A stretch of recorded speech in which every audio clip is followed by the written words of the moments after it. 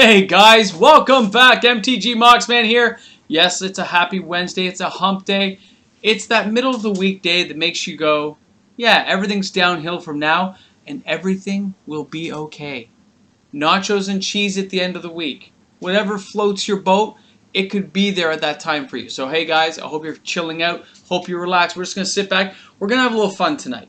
Just a little bit of commentary, a little what ifs type scenario, and a little bit of fun. So I hope you guys are up for it. I am too. And again, I love when people are interactive, so please make sure you leave comments in the comment box. And by the way, if you happen to find my channel somehow, if this is your first time being here, don't leave. I know, just don't leave. What I want you to do is hit the subscribe button down in the corner. I know it's hard to do, but if you subscribe, I get more subscribers. That is awesome for my channel. It gets me more people. I'm trying to get to the 1,000 mark, people. That's all. I really just want to get to that 1,000 to say, hey, YouTube, notice me. And that's how hard it can be, guys. So please, if you're new to the channel, please help me out by subscribing. If you enjoyed the content, that would be totally awesome. Also, if you're a financially wealthy person, you can find me on Patreon at Patreon MTG Moxman. Thanks, guys. All right, so tonight what we have, a little bit of fun, is we notice now, I don't know if you guys have noticed, but Wizards has a lot, they've had like a lot of hits in the last couple of years. Really good Magic sets. And I was kicking it around a little bit with some friends, and we were talking a bit, and I realized, I wonder what like the 10 greatest Magic sets of all time are. Because if Wizards is churning out these amazing stories, great mechanics for cards, great cards to play with, but everyone played in different eras of Magic, when you compare one set from the 90s against a set from the early 2000s against one into the 2018 era, when you start comparing sets, it made me wonder what I think the best sets are. So I've compiled for you guys tonight a list of MTG Moxman's 10 greatest Magic sets of all time to date. Now, this does not mean that I'm literally knowing everything and these are the best sets. These are the ones I think are the best set. I will argue in defense of my set, and I would love for everyone at the end of this video in the comment section below, if you have time, to put your top 10 Magic sets that you think are the best Magic sets, and let's all compare to see how we all churn out which sets we think are the best and why. Now, some of you who might be newer players probably haven't seen the old Magic sets, but for some old guy like me who's been around since the early 90s playing this game, I have seen literally every set. So it's kind of cool, right? I've been around since the beginning. I have a little bit of a different perspective on it, of how I looked at things. So let's go there. But first, let's just step back a second and talk about Wizards. We know for a fact that Wizards is getting some great sets out, some good content. There was great cards today. More swords. Guys, see that? Lots of new swords on Double Masters today, and not much else that caught my eye. Scarab God was there. But when I was looking at those sets, guys, I realized that Wizards is going to run out of steam sooner or later. They always do stumble sooner or later, but they haven't stumbled yet, and it's been literally a couple of years. I've really enjoyed the sets. But some sets give me more hype feeling than others, which means I'm more excited to see them. Double Masters is one of those sets where I'm just very pumped up to see the set. Now, it's a different feeling than when I see a brand new set. When I see something amazingly new, that really draws me in. Okay? Certain flavor. I want a good story. I want good mechanics in the game. I want to be able to almost, you feel like you're there. Like a good old Dungeons & Dragons adventure. You want to feel like you're part of the story and that what moves you make matter for your Planeswalker. So, thinking that, I was thinking Wizards is going to stumble sooner or later, but when? Is it going to be this year, next year, the year after? They really have hit a lot of home runs. They have a chance to stumble with Zendikar Rising. I am seeing a lot of people I know who are not happy with how they're doing things. A lot of people. So I'm curious to see how this will all pan out. I'm going to buy some of Zendikar Rising. And I'm kind of excited to see how it's all going to play out. I love that set. I love that world. So I'm curious to see how it's going to play out. But will this be Wizards' stumble? Will this be the beginning of where, Wizards going to take it so far, guys, and how long can they keep churning out the greatest hits before they get a setback that brings them back down, brings it back down to earth? In the old days, there was weaker sets, stronger sets, depending on the era and how players felt with the Magic base. Wizards doesn't really listen directly to the fan base anymore about how they set up sets, guys. They have a formula. I don't know if you guys have noticed, like for every time a Wrath of God leaves the game, they bring in a Shatter. When I almost guarantee in the next set, Planar Cleansing is rotating out. There will be an equivalent white spell, listen to me, equivalent white spell coming to cover that spell. There's certain same spells that seem to kind of be there, and certain similar creatures with similar effects. A lot of the Chandra cards are leaving, but a couple of new Chandra cards are coming in. So it is kind of interesting to see how Wizards formulates it. And it is not always to what we want as a player ideal, but will they actually stumble and fall when making Zendikar Rising? I'd like to know your guys' opinion in the comment section as well. I don't think it's going to happen yet. I think if they do it well, Zendikar Rising will go off without a hitch. Okay, it'll be fine. They really could do it, though, if they don't put the proper amount of cards in. I don't like the idea of these double rares. I think rares should stay rare. And making them more common makes it kind of, you know, they're not rare anymore. Which leads us all to believe there could be, and there's more than just me thinking this, that there could be like a super mythic coming out. So, you know, that could happen. So, without further ado, we are now going to jump into the top 10 Magic sets of MTG Moxman's time. I'm not going to say of all time because it's my opinion, but I'm going to let you guys know why. So this video hopefully will not go too long, but I think we're going to go a little bit over the 10-minute to 15-minute mark, okay, guys? So please bear with me. Hope you guys can hang in there for the top 10. So we're going to start with number 10. All right, we have War of the Spark. Now, this is a recent set, guys. We're like, what, 2018 for this set? 2017? Guys, 2018. This was an amazing set. It played well. The mechanics were great. Making Planeswalkers uncommon, probably not everyone's favorite thing, but the storyline, that video they put on YouTube with the whole intro with Ileana and Nicol Bolas and the Dread Horde. Come on, guys. No one I knew, and no one I know now, bashes the set. It was an amazingly well-orchestrated set with amazing cards. I personally thought Planeswalkers were weakened too much where it bothers me, because it's supposed to be like these interplanar beings type thing, but that's my personal thing. But it definitely makes my top 10 list because this is one of the sets that gave me serious hype. Like, serious hype that I just love it. I bought boxes of it. I've got it stored, just like 4 boxes, but still, I cared enough to buy it, okay? And I enjoyed the pre-release, and it was awesome. So that is number 10. Now, coming in, number 9. Number 9 is Rise of the Eldrazi. That's right, you knew it was going to be on those lists. Part of the Zendikar storyline. This is where Emrakul, this is where Kozilek, these are the big beasties coming out, guys. Emikriel, come on, guys. Emikriel, Annihilator. What an, like, they're not going to put that set piece in anymore. Annihilator decimated decks. Just destroyed things when you attack with something. In case you guys didn't know, when you attack with Annihilator, as soon as you declare an attack phase, if something has Annihilator 2, your opponent has to sacrifice 2 permanents. But things like Emrakul were like Annihilator 6, like you're just wiping the battlefield clean. So the idea of the Eldrazi and all these Planeswalkers coming to fight them and all the Battle of Seagate and all these great heroes coming forth to try to battle the beasties, amazing story, amazing cards. I mean, when they came back for Battle for Zendikar, guys, it was weak, man. It was weak compared to the Rise of the Eldrazi. They made it weak.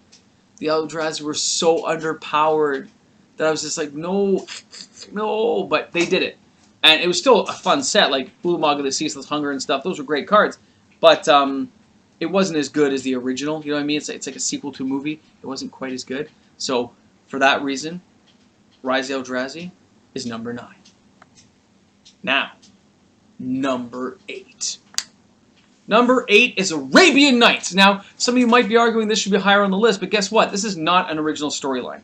I remember buying these booster packs in stores. It is Earth Mythos. We are taking literally like every Arabian Nights story from Ali of Cairo to the Flying Carpet. Dude, this could be a Disney flick, man. It is a great set. Juzam Djinn, there's some key cards. Library of Alexandria, which makes me think of Alexander the Great. Like, all those things are there, okay? It is amazing cards because it is based on the Earth Mythos. But, for that also reason, it is quite limited in how great I think the set is. I love the cards in it. I know there's tons of reserve lists. There's Whirling Dervishes, Desert Twister. There's great cards. But I don't think it's as original as other sets on this list, so I'm not ranking it higher than that, and I love this set. I just can't bring it up higher than that. There are key cards that are amazing. City in a Bottle, Charizard. They're great cards individually, but the story is based on somebody else's story. It is not original. Andrew Garfield was not thinking too far out of the box on this one. When he built this set solo, guys. He did this all by himself. So it's still amazing. The cards are very iconic, but it doesn't rank higher on my list because of that, okay? So, because of this, Arabian Nights is number 8. Number 7. Number 7 is Lorwyn. Now, some of you might be going, Lorwyn? Lorwyn? Okay, for those of you who didn't know, Lorwyn was the introduction of Planeswalkers, guys. We had heard about Planeswalkers at this point. We knew there was amazing Planeswalkers, but we didn't know, right? This is where the Planeswalkers were first introduced. This is where we're introduced to our modern era. This is 07. So 13 years later, we now know Planeswalkers as they are today. So that single reason alone is why Lorwyn ranks in at number 7. Now, Lorwyn also has the side box, which is Morningtide. So Lorwyn's like when everything's all happy. Morningtide is when they all become evil. And it flips between these seasons, right? It was a great set and a great story. For any of you guys who actually don't go that far back, if you're my new subscribers, new people to the channel, it's okay to jump back and look at this stuff and look at the old boxes. Just go on, look it up, read the little story synopsis of things. It's great reading. It is good fun, and it gives you more of that magic feel to go, wow, like, they really thought about this stuff back in the day. It was really well thought out. And for that reason alone, and because it's Planeswalkers, this is why Lorwyn is number 7. All right, you guys ready for this? We are now moving in to number 6. New Phyrexia. I know, right? So, New Phyrexia, of course, was an amazing series set. The boxes were well put together. This is the first time we saw like Infect come in, Proliferate. This is their first time entering the series as game mechanics. And they've stayed with us to this day. You don't see Infect too often right now because it can be so game-ending, but we still see Proliferate all the time.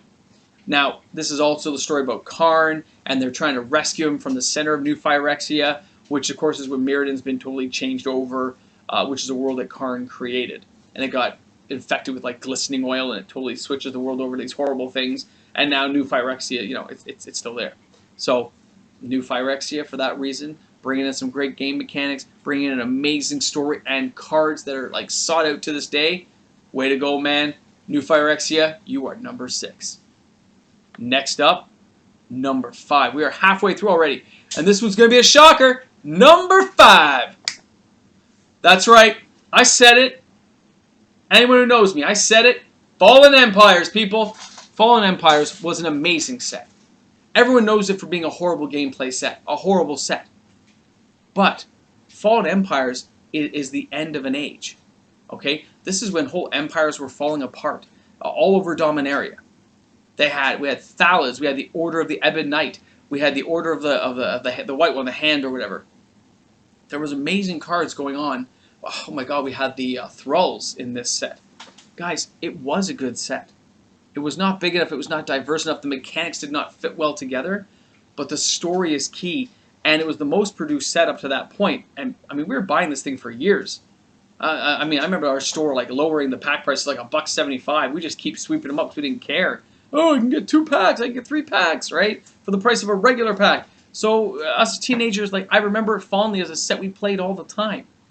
So, because it's a fond memory, even if it's a horrible set in the game mechanic sense, the story and the fact it was around for years, and people said, oh, the stock will never run out. This set will never run out. Oh, sorry, my head just disappeared. This set will be around forever. And that's not the case. Even nowadays, I think these are like $400 a box now. Because finally, the stock has dwindled out to the point where there's not a lot left in the world, right? So, for that reason, Fallen Empires, you are my number 5. Next up, number 4. That's right. I wish I could have ranked this higher, but it is Dominaria. This is when Richard Garfield rolled up his sleeves, stepped back into the game-making world, and created us an amazing set that didn't need box toppers or fancy cards. It gave a good story, amazing game mechanics, and backdrop. The sagas. Mox Amber! sorry. MTG Mox, man. Mox Amber. You have to understand, Mox Amber's in this set. But beside that point, the mechanics and the story were so well done, guys, that this set doesn't need anything else. This set is amazing. That alone, I wish I could rank it higher, but there are better sets, but it definitely ranks in the top 5. People didn't realize how good this set was good, like how good it was, until it was gone. They cut the print run short. They figured people had had enough because there was nothing really fancy about it. People were still buying it, it was just gone. That's why the price has gone up so much. That's why it's already like 200 plus bucks a box, only 2 years later. People, man. Dominaria, you're the home world of this entire series.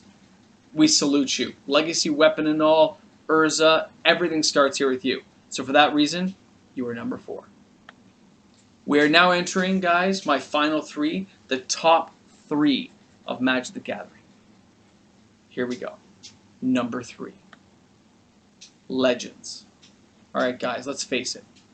Legends, the story was not flushed out well. But the flavor text and card mechanics and the ginormity of the set was huge, guys. This set's like, what, 400 and something cards? It's a massive set compared to today's sets. Like, you literally couldn't get every card in a couple of boxes, not a chance. Okay? And there were such diverse cards that crazy combinations could happen. Okay? Everything from Silcanar the Swamp King, Gwendolyn de Courcy, Hazazon Tamar. You can look these guys up, man. There's a reason why they're called legends. Now, by today's standards, they are not the most powerful legends. Not even close. Not even close. But power levels were different. For the time, most of these were game-ending cards. You were just done. The original dragons are in this, okay? We're talking Nicobolas. As before he was a Planeswalker. Arcades Sabbath. These guys are all here in their, like, glory, man. If you haven't taken it, just take a chance to read this set. Read how many amazing cards are in here. How many great stories happened during the Legends period. There's the flavor text alone was enough to flush out the entire era of Magic. And these quotes are still used today. They created Planeswalkers and stuff based on this stuff, man. For that reason, Legends. And by the way, it was totally underprinted. Just so you guys know. For that reason, by the way, it's like, what, 20,000 bucks a box? It's ridiculous. For that reason, Legends is number 3. I know you're ready for this. We are now going to number 2. I know, kind of a cliche, right? Alpha, Beta, Unlimited, and Revised. I'm going to put them all in the same boat. This is the core. This is where we came from. This is Magic's beginnings. From the power of 9 to real lands, dual lands. Oh, dual lands are so amazing.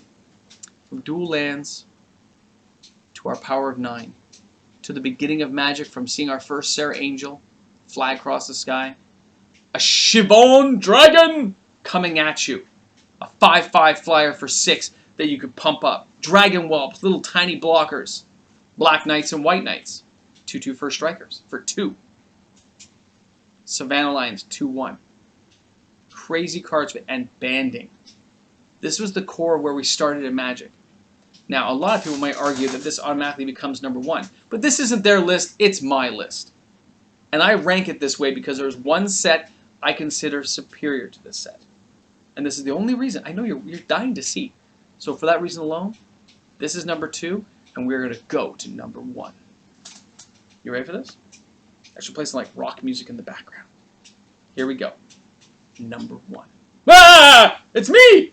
No, I'm not number 1. Number 1, Antiquities. Now, I've chosen Antiquities. Number 1, it is the first set to feature so many cards that were still sought after today, used today, and talked about today. Everything from Ashnod, Torsha, Urza, Mishra. These are all mentioned here in the Urza Mishra Brother War, right? We had the sagas that kind of flushed things out later on, right, when they wanted to go back to the story. But Antiquities itself, the set, brings everything around to what we know today. Yawgmoth being the main villain, Urza being the main hero. By the way, Mishra becomes Yawgmoth. So all that craziness comes from this one set. These things were sold in 8-pack boosters for like $2.